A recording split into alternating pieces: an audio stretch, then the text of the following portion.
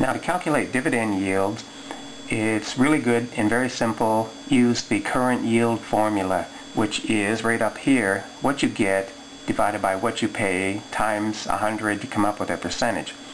And I have a couple of simple examples here. So in example A, $7 stock, $1 dividend. So what do you get? $1. What do you pay? 7. Current yield, 14.29%. Not bad. Again, it's always easy when we just make examples, right? You're always making money in the book. In example B, $6 stock, $1 dividend. So 1 divided by 6 times 100, 16.67%. And you can see down here I gave you that information. Now here's a little bit of a helpful hint. If the dividend stays the same and the stock falls, the yield goes up. Why? Because the numbers are getting closer together. And you can see right here, if you look, the stock went from 7 to 6, but your actual dividend yield went up. Why? Because 1 is closer to 6 than 1 is to 7.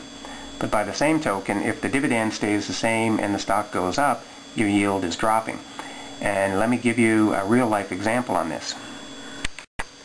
Let's assume that you had a dividend-paying company, pretty conservative, and you're getting an 8% yield, just for the sake of argument. If a GIC is paying 5, well, everything's kind of okay. The yield is higher than the GIC, and the GIC is all taxable. But the GIC has Canadian Deposit Insurance, so that's a factor, depending on the age and the risk tolerance of the client.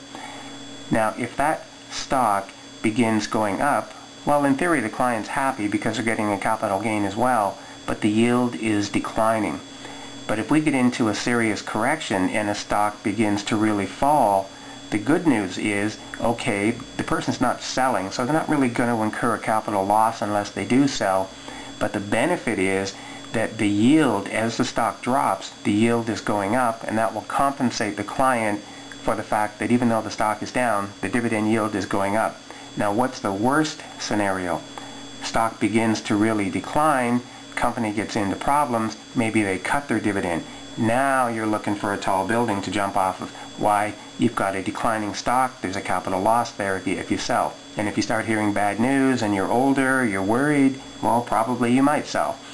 Second, when the company cuts the dividend, there's just no reason to hang on to the stock, and you don't want to be the last one out the door at the party, because who are you going to sell to?